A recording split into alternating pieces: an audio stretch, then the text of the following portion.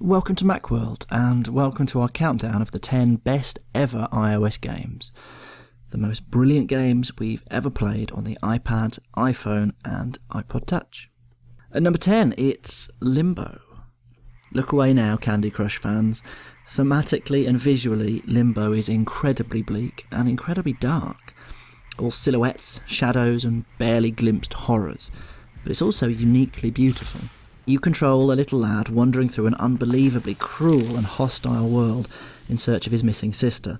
What this simple concept translates into is a series of charming and cleverly designed platform puzzles, simple controls, and an atmosphere that is unparalleled in the gaming world.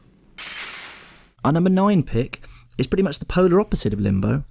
Ridiculous Fishing is cheerful, retro-looking, and utterly stupid, and wonderful, wonderful fun. The aim of the game is to catch fish, but unlike in conventional fishing sims, it is called Ridiculous Fishing after all, you do this via gameplay that is essentially a side-scrolling flying game put on its side. Let me explain. You project your line hundreds and hundreds of metres downwards, moving it from side to side to avoid bumping into any sea creatures on the way down, because when you do hook something, your downward progress halts and the game goes into reverse. The line starts coming upwards, your job now is to bump into and thereby hook as many fish as possible. Finally, you reach the surface and count your catch. Wait, sorry, you throw all the fish in the air and shoot them. It's exactly as stupid as this sounds, but fantastically enjoyable. The simple 3-stage gameplay is a great concept, beautifully executed, and the range of collectibles is, just for a change, a nice bonus rather than a means of grabbing more cash. Talking of simple, at number 8, it's Super Hexagon. If you do one thing, you'd better do it well.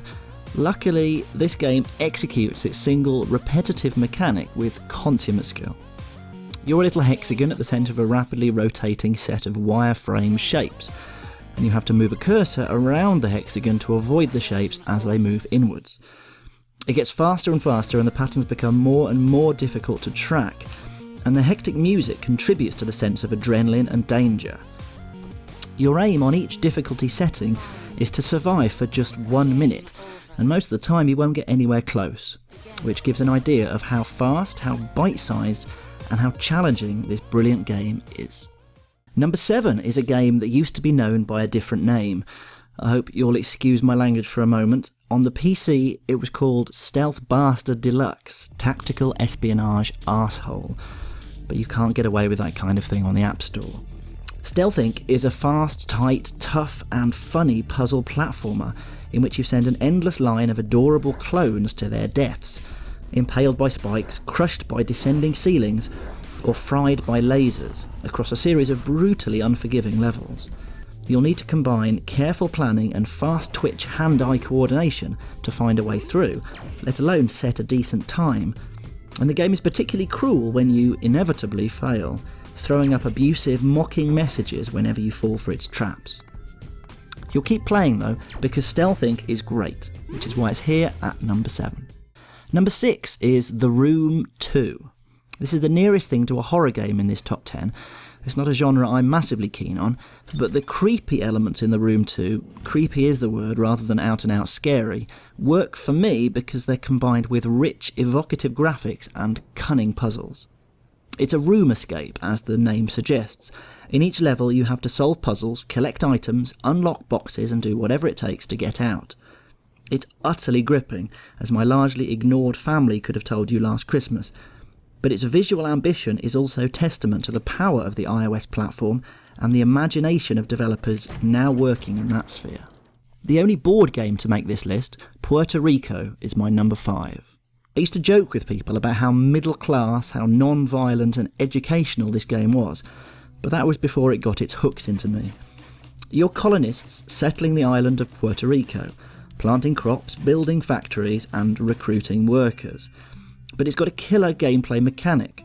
On each of your turns you get to decide what kind of a turn it is, a building turn, a planting turn or whatever, and then everyone gets to join in with that activity. Which means, firstly, that everyone is involved on every turn, which is pretty much the holy grail of modern board game design. And secondly, that you can be super mean and ultra tactical by picking a phase that serves your purposes and completely stuffs the player that you reckon is your biggest threat. So sure, Puerto Rico is gentle and calming and educational, but it's got an edge to it too. It's a terrific, terrific game. This is, as far as I'm concerned, the best RPG on the iPad, which might sound odd given its age. This is a port of a game that launched on the PC in 2000.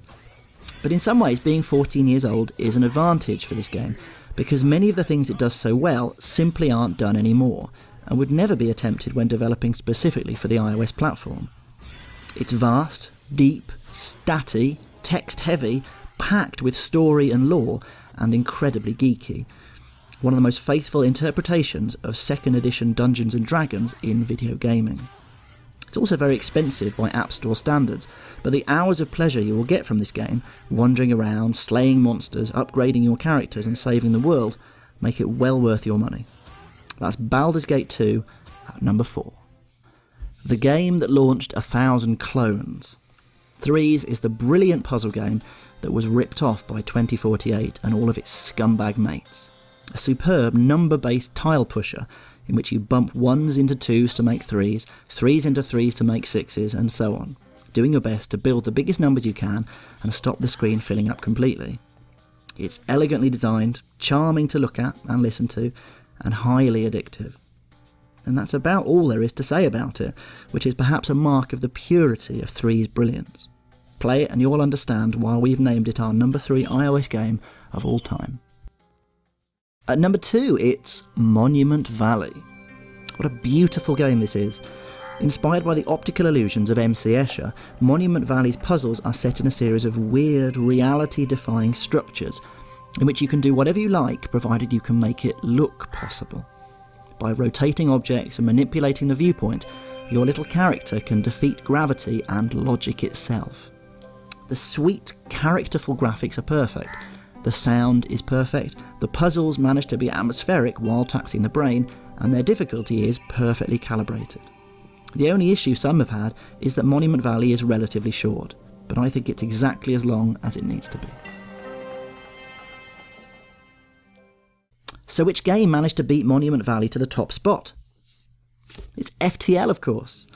FTL will burrow inside your soul. I should probably be warning you about this game instead of recommending it, but it is without a doubt the finest game I have ever played on the iPad, and may well be my favourite game on any platform. It's a procedurally generated strategy game set on a spaceship. You control the crew of the ship. You can tell them to repair damaged instruments or put out fires, fight off boarders, operate the ship's guns, or flee to the healing bay. And you decide where the ship goes, whether it avoids confrontations or attacks, when to buy upgrades or fuel, and how to manage your resources. Your crew members, who have names and upgradable skills, and who will grow very dear to you, are horribly, desperately fragile, and are prone to dying or disappearing at the drop of a hat. And death is permanent. There's no reverting to a save game if something goes wrong. This can be a harsh game.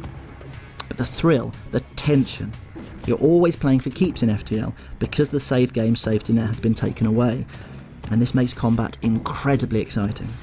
And because the game is so difficult to crack, the satisfaction when you beat the boss at the end or unlock one of the new ships is fantastic. Well, that's it for now. I'm sure we'll update this list in a few months' time when something else blows us away and demands to be included. Thank you for watching, and remember to come to macworld.co.uk for all your iOS gaming needs.